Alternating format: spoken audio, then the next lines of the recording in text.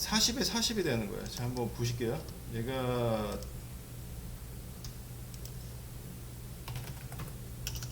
정확한 사이즈 있잖아요. 정확한 사이즈를 만들기 위해서 이제 이 박스 사이징이라고 되어 있는 거를 이제 사용을 하는 거거든요. 그래서 이제 보시게 되면은 일러스트로 이제 표현을 해주는 게 제일 빠른데요.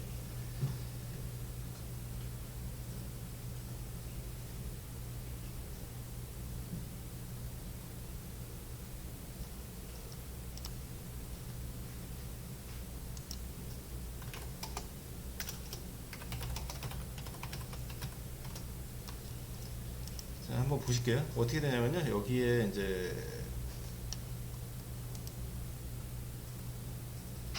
좀 전에 얘기했던 대로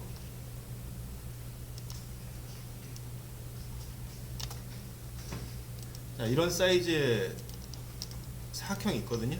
사각형이 있는데 이제 얘가 사이즈를 보면은 320 정도 나오는데 얘를 여기다가 테두리를 주면 또 달라지는 거예요. 테두리를 예를 들어서 주게 되면은 그냥 일반적으로 지금 외형으로 들어가 있는 게 아니고요. 그 우리가 이제 알고 있는 상태에서 엘리먼트는 어떻게 나오냐면은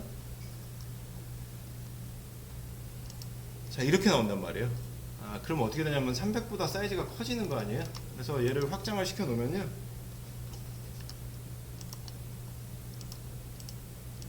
자, 얘 사이즈가 이제 어떻게 되냐면은 340이 됐죠. 이렇게. 그러니까 테두리나 여타의 다른 것들을 넣었을 때 사이즈 변동되는 것들 있죠. 그런 것들은 이제 막아주기 위해서 이 박스 사이징이라고 되어 있는 거를 쓰게 되는 거예요. 자, 그래서 박스 사이징은 이제 뭐가 있냐면은 크기를 정확하게 이제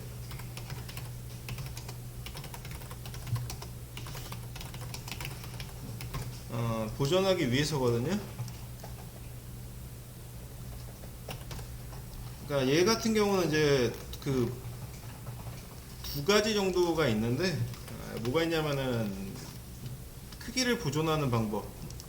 박스 사이징은 보더 박스 있죠.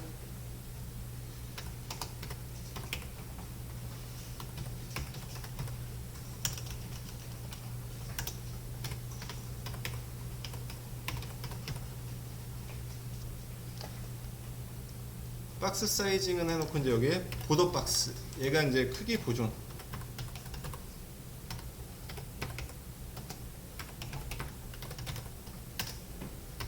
박스 사이징은 콘텐츠 박스라고 되어 있는 거는 이제 뭐냐면 안에 내용물 들어간 그대로 나오는 형태가 이제 박스 사이징은 콘텐츠 박스예요.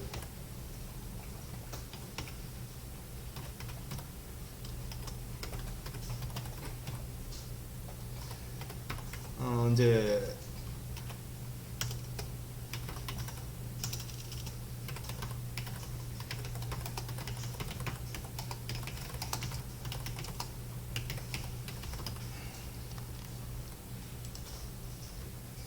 그러니까 어떤 거를 표현을 하냐면은 예를 들어서 우리가 쓰다가 그 패딩 값 같은 것들 넣을 때가 있을 수 있거든요. 자, 그렇게 되면 어떻게 돼요? 패딩 값이 들어가게 되면은 얘가 부피가 커지게 된단 말이에요. 자, 그랬을 때는 이제 이 보더 박스 있죠. 이거를 이제 사용을 해보시면 되거든요. 자, 그래서 이제 그런 개념이니까 얘를 한번 해보도록 할게요. 자, CSS 만든 거 있잖아요. B 열어주고요. 자, 같이 열어놓은 다음에 이제 어떻게 하냐면은 두 군데에서 이제 비교를 해보면 되니까 자, div 클래스 여기는 이제 플렉스라고 적어놓고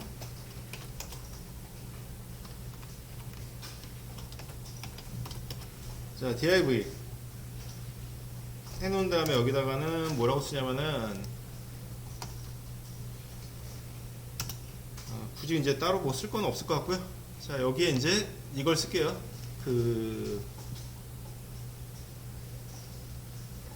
인풋으로 한번 써볼게. 자, 인풋 쓰시고 타입은 텍스트.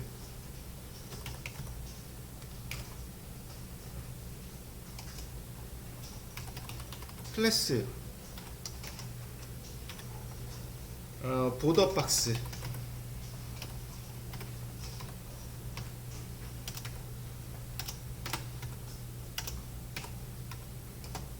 자, 그리고 이제 한 칸 띄어서 쓰게 되면 클래스를 두 개를 들어가게 해주는 거거든요. 여기에다가는 인풋이라고 이제 만들어놔요. 이렇게 인풋이라고 이제 한 칸에 띄워줘야 돼. 그러면 이제 뭐가 되냐면 클래스가 두 개 들어갔다는 의미가 되는 거예요.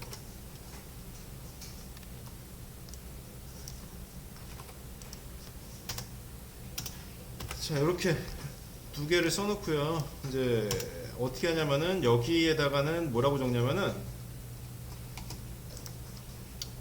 콘텐츠 박스라고 적어요. 이쪽은.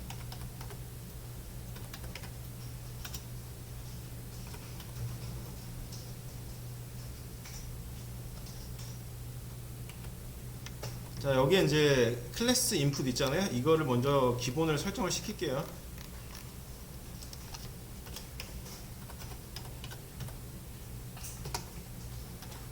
자, 클래스 인풋을 해놓은 다음에 이제 어떻게 하냐면요. 여기다가 자, 위드는 100%. 그러니까 정해진 한도 내에서 얘를 크기를 꽉 차게 해주는 거거든요. 위드 100%는. 자, 얘가 지금 어떻게 돼 있어요? 그 div가 감싸고 있죠. 걔가 허용하는 한도 한에서 가로 크기가 100% 되는 거. 그 상위 요소가 허락하는 한도 안에서 가로 크기 100%.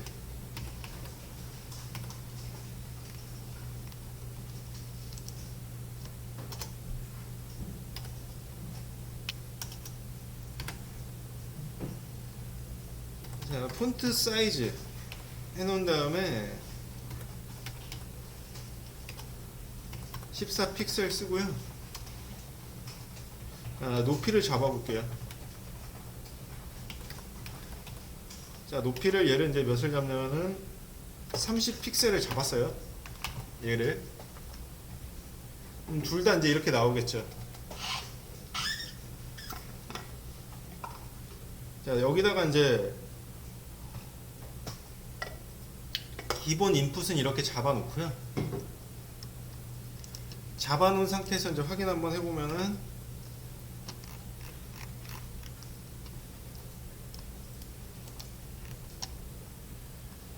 자, 얘가 이제 이렇게 들어가 있거든요. 자, 얘를 또 이제 한 가지를 또 잡아줘야 되는 거. 클래스 플렉스라고 잡아놓고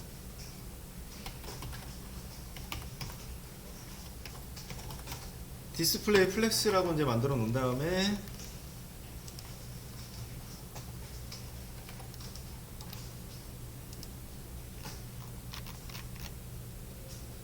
자, 확인을 하시면 이제 얘가 이제 이렇게 나오거든요.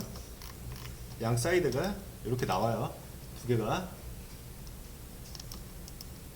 자, 그래서 어떻게 되냐면은 여기는 보더 박스 쓰고 여기는 콘텐츠 박스 쓸 거거든요. 그래서 자, 클래스 보더 박스 둘 다 패딩을 줄 거예요. 보더 박스라고 이제 해놓은 다음에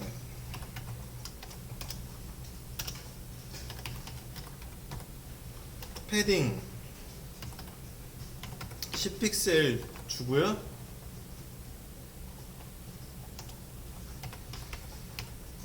자, 박스 사이징은 보더 박스 라고 만들어줘요.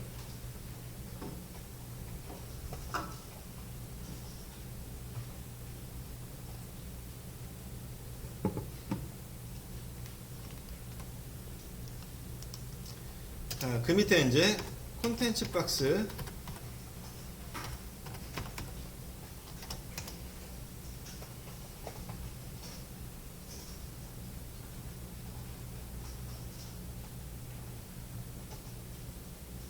걔도 이제 패딩 똑같이 적어 놓고요.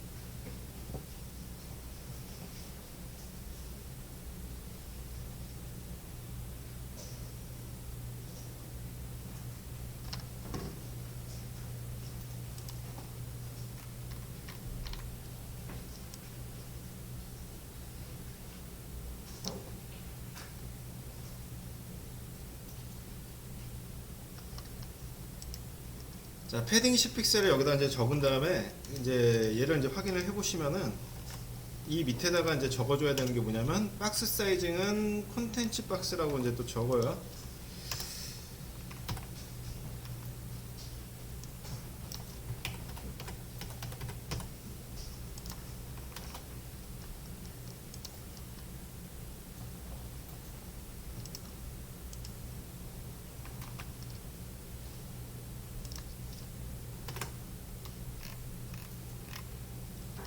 자, 이제 어떻게 되냐면요. 이제 여기 봐보시면 알겠지만 어떤 값을 주더라도 기존에 가지고 있던 크기 있죠. 이거를 보존을 하는 게 보더 박스.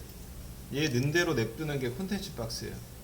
그래서 이제 일반적으로 레이아웃이 관련이 있을 때는 어떤 걸 써주게 되냐면 얘 있죠. 얘를 써주게 되죠. 그래서 어떤 문제가 많이 발생을 하냐면은 그 예전에 쓰던 방법인데 이 보더 박스를 써줘야 되는 이유가 이제 뭐냐면요. 그 예전에 이제 플렉스를 쓰기 전에 가로로 정렬을 할 때 이렇게 만들어 줬거든요. 자, 밑에다가 이제 한번 얘를 또 테스트를 해볼 건데, 자, 여기 div 해놓고 이제 클래스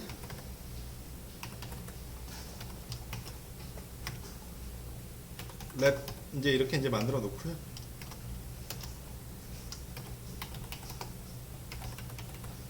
div 클래스 해놓은 다음에 여기다가는 이제 뭐라고 쓰냐면은 플롯이라고 만들어줘요. 자, 레프트 그 다음에 또 복사해서 플롯 라이트라고 이제 만들어 줄게요.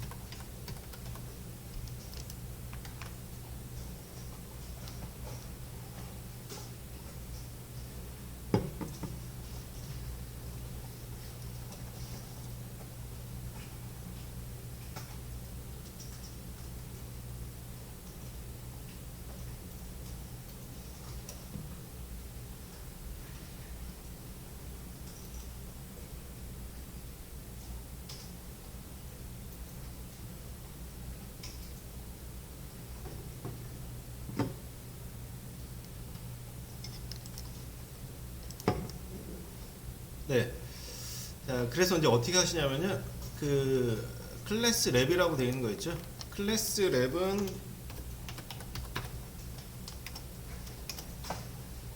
with 자, 100% 해놓고요.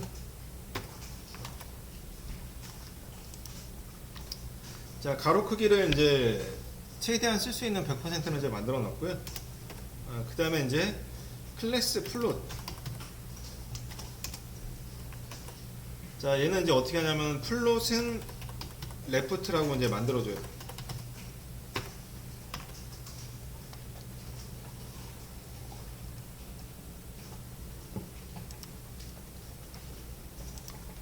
자, 그러고 이제 뭐를 만드냐면요. 얘네들이 이제 100% 안에 두 개가 들어가죠. 그래서 얘는 자, 위드는 50% 정도 만들어주세요.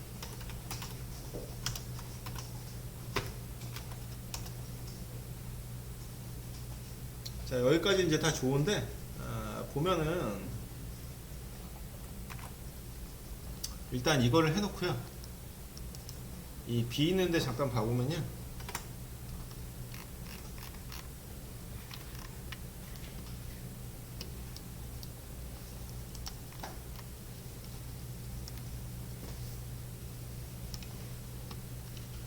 자, 여기다가 이제 뭐를 쓰냐면은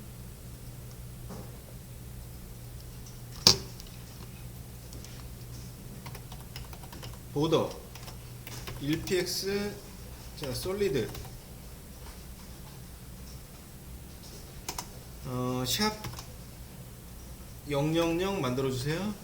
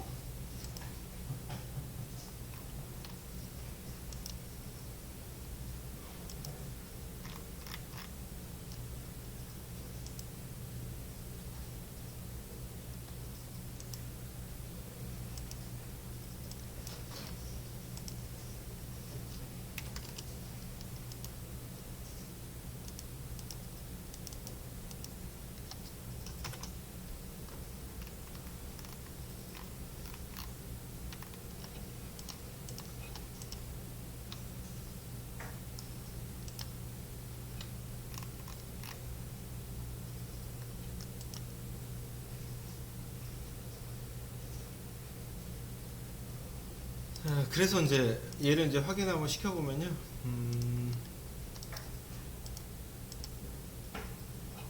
얘를 이제 크기를 맞춰서 예를 들어서 넣는다고 가정을 하고, 자, 800 픽셀로 이제 한번 바꿔보세요. 바꿔보시고요.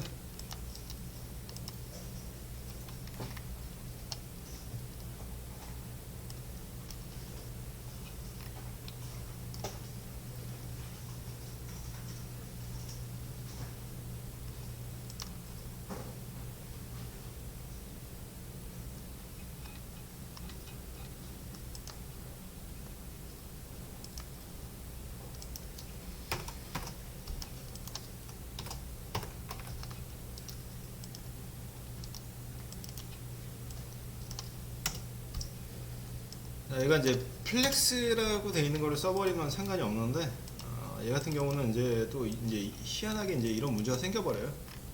보시면은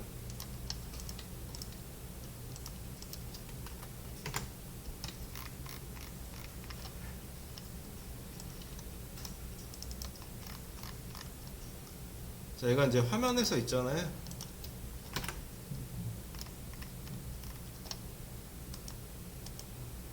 자, 이런 식으로 이제 나오게 되어버리거든요.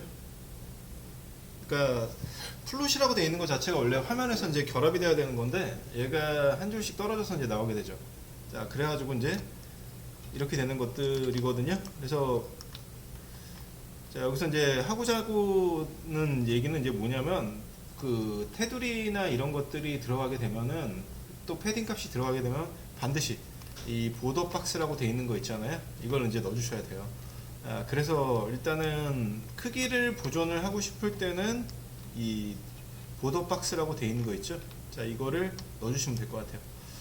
자, 얘는 이제 필요 없는 애니까 일단은 그 주석 처리 한번 시켜놓고, 그냥 예시로 이제 플롯이라고 되어 있는 거는 여러분들이 쓰시지 않을 거예요, 거의. 그래서 일단 모르셔도 될 것 같고요.